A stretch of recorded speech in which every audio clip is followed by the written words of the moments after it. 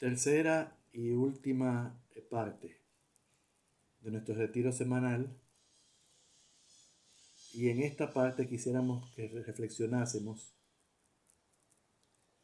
y con unas preguntas también, para que vayamos nuestra historia de cristianos. Y en este caso corresponde a todas las iglesias antes de las sucesivas separaciones, porque después, no por decir de inmediato, pero como ya resaltamos la vez que nos reunimos para Éfeso, el concilio, el primero del 431, el que es dogmático es el que es efectivo, no el latrocinio.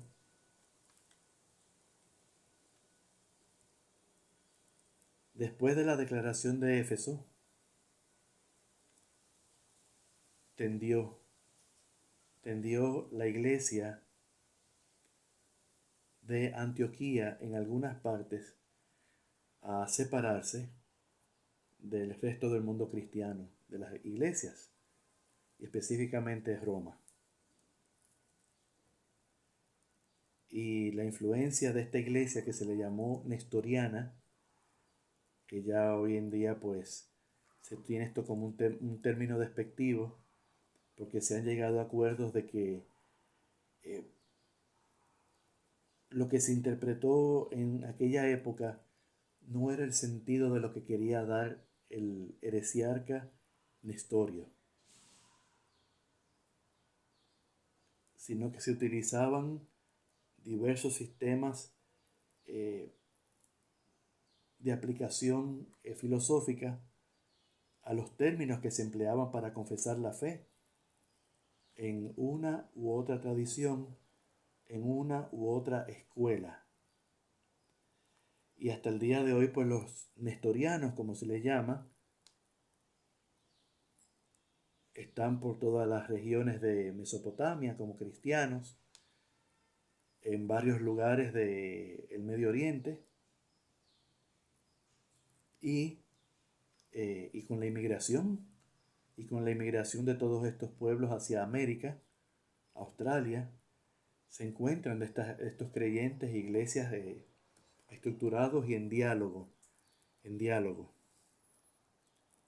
Con el concilio de Calcedonia del 451, pues, como era de deducir, la rama copta, es decir, los oriundos de Egipto, una gran parte de ellos, sufrió una de sus divisiones que después habría más cismas. Y en relación a esto, pues surge la iglesia copta. No aceptan las definiciones del concilio de Calcedonia.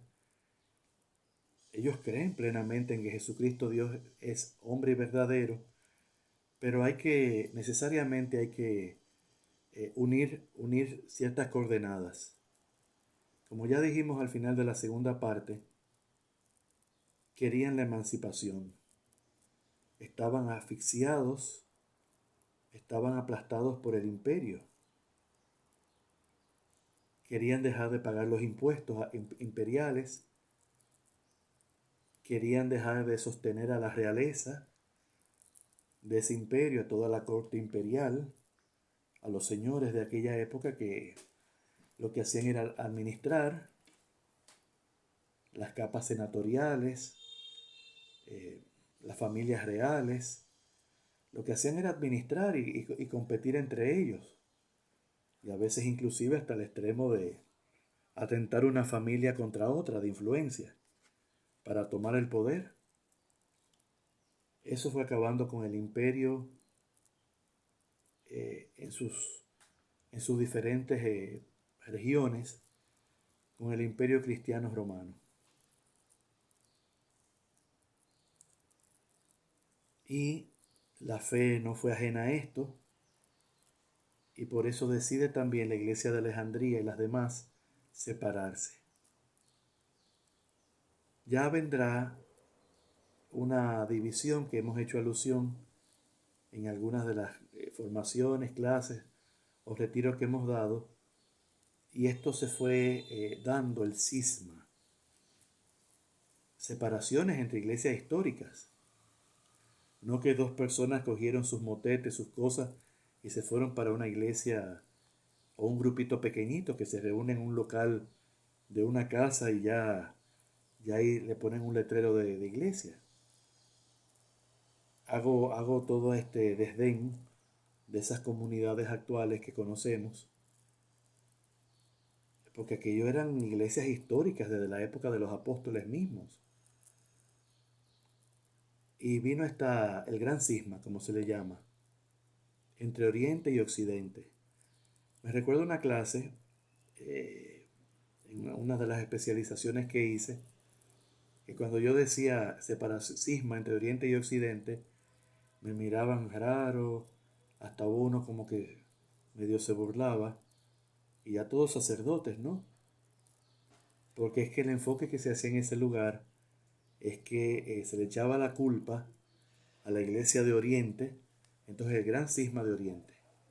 No, es el gran cisma entre Oriente y Occidente. Porque también del lado occidental hubo esa responsabilidad. Cuando hay un conflicto y la cosa acaba mal, eh, por lo general, entre ambas partes hubo grandes errores, grandes fallas y uso de la violencia verbal, una violencia disfrazada, manipulada, con artimañas y subterfugios e hipocresías eh, de ambas partes. Entonces en el año 1054, por ciertas situaciones como ya hemos hecho alusión, que podríamos decir que intencionalmente, pero es que en cada época pues se dan los mismos parámetros y causas para este tipo de cosas. Año 1054 fue se desencadenó, fue ya una bola de nieve, ojalá hubiera sido de humo, pero no fue así, con siglos que venía esa pugna entre el Oriente y Occidente, y específicamente se fue acentuando con Roma y Constantinopla. Entre Roma, el Papa, los gobernadores del lado occidental y el imperio ya bizantino, ya oriental, con el patriarca específicamente, un pulso de ambas partes, incomprensiones, desconocimiento cultural, desconocimiento y buen manejo del idioma, de la lengua de ambos lugares, de las tradiciones, de las costumbres y de la situación social y política de cada parte. Vuelvo a repetir, año 1054, pues ahí hubo la gran separación hasta el siglo XX, 7 de diciembre, día de San Ambrosio de Milán, anterior a la Inmaculada Concepción de nuestra Madre María, Madre de Dios, y allí pues fue hasta el siglo, ahí ya van escuchando todo el ruido afuera.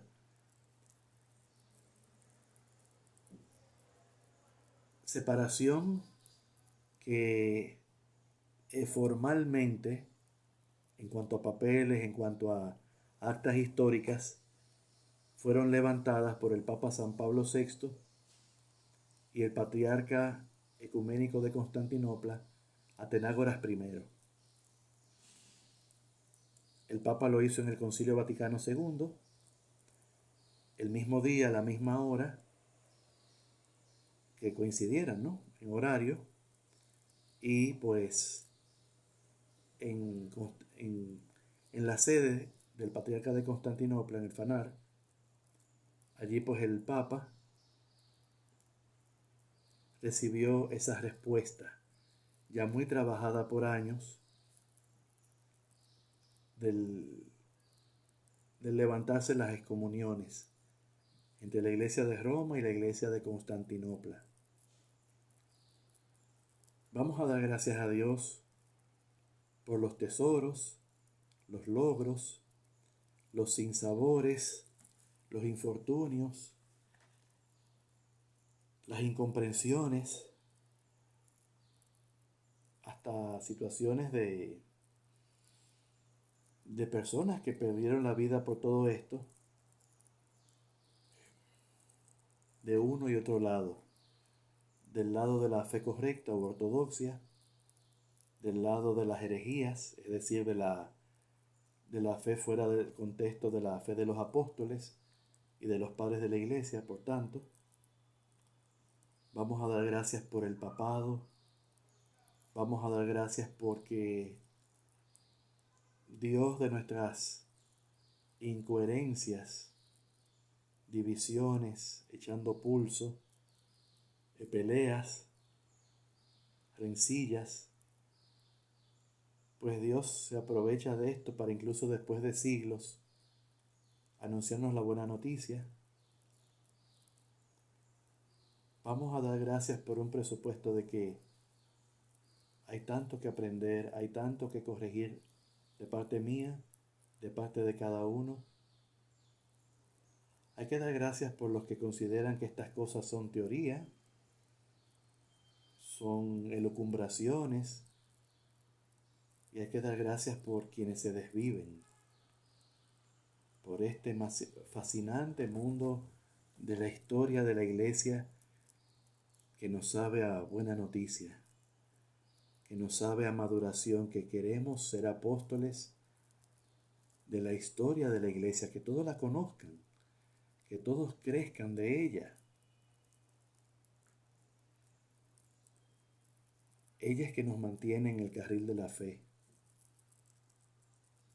que por momentos en que uno quiere abandonar, que uno quiere desligarse o quiere formar tienda aparte, uno dice no. Gran maestra, Nicoeca, los 4 primeros concilios de la iglesia, Nicea, Constantinopla, Éfeso, Calcedonia. ¿Qué fecha se realizó cada uno? Todo esto es un buen ejercicio mental. A mí me ayuda para saber que por lo menos no estoy perdiendo con los años algunas facultades, con todo lo vivido, afrontado y de donde nos hemos podido levantar. Éfeso y Calcedonia. Los 2 primeros, centrados como me enseñó ya fallecido y yo lo pasé de edad ya, mi profesor, doctor en padres de la iglesia, especialmente los latinos, y también doctor en filosofía. Que Dios lo tenga en gloria y le muestre la vida como él sufría tanto que por ser gordo, y donde él estaba enseñaban que no se debía ser gordo como sacerdote, y él sufría tanto porque tenía tendencia natural a engordar, y todos en su familia. Virgen, las cosas que son innecesarias y que se toman como parte de la vida, incluso de la fe, y perdemos el tiempo por no concentrarnos más en lo esencial. Pero aprendí de él, y eso que me hizo coger lucha, pero siempre actuó con tanta altura, con tanto respeto y valoración. Y él me enseñó que los 2 primeros concilios, Nicea y Constantinopla, trinitarios. Yo tenía las coordenadas al revés, que lo había estudiado aquí en el país, y por mi cuenta, tomando cursos de sacerdotes acreditados, pero con otra línea de liberal, que ya con ella no comulgo para nada. Y los concilios de Éfeso y Calcedonia, cristológicos, la persona de Jesús. Nos queda para el siguiente encuentro, Dios mediante, nos queda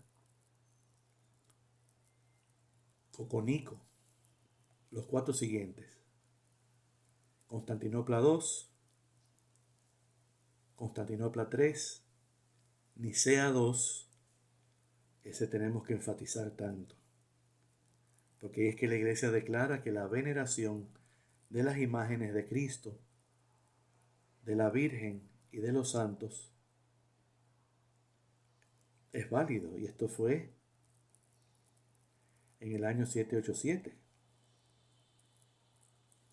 Miren desde cuándo estamos bregando con estas cuestiones y las crisis que a lo largo de toda la historia de la Iglesia, en la Edad Media, en la Edad Moderna y en la Edad reciente, esta litis, hasta violenta inclusive, de violencia con las imágenes sagradas. Y por último, el Concilio de Constantinopla IV.